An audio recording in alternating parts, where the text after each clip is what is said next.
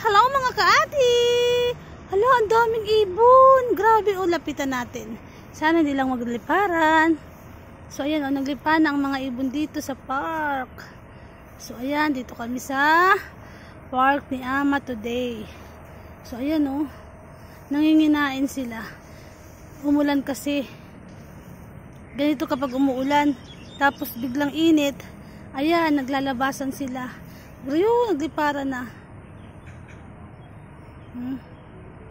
Lalaki ng ibon dito, parang kalapate. So ayan, nanginginain. Pero hindi sila kalapate. So kung napapansin niyo, ganyan siya, yan.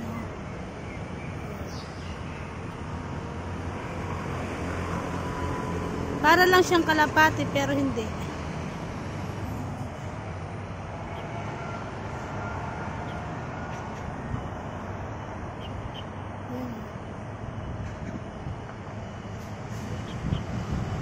Ang daming bunga ng papaya, Ang sarap magtinola. 'Di ba? So ayan. Ayan ang paligid. Andito kami sa park ni Ama. Ayan.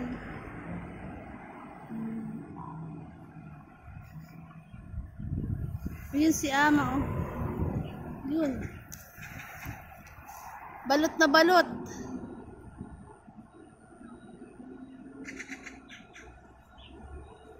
Busy si Ama sa pagtulog.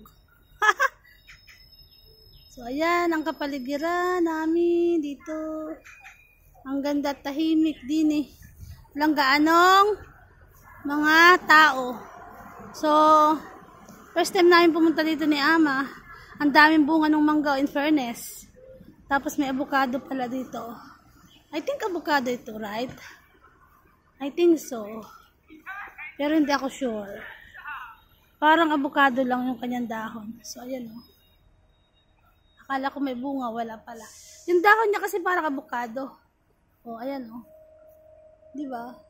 So ang daming bunga ng mangga,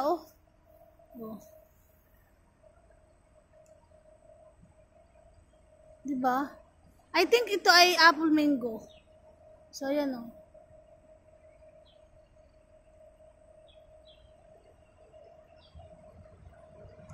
Ayan. Tapos yung papaya dito, pagka baba, pwede siyang abutin. Pero ang liliit pa ng bunga niya. Diba?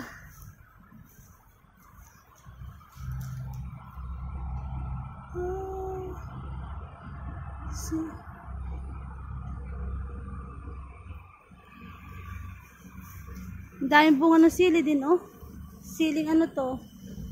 Sili na yung mahaba, Maliliit pa.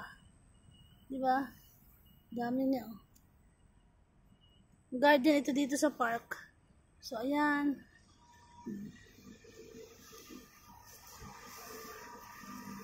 Tuba-tuba siguro ito, Parang tuba-tuba siya,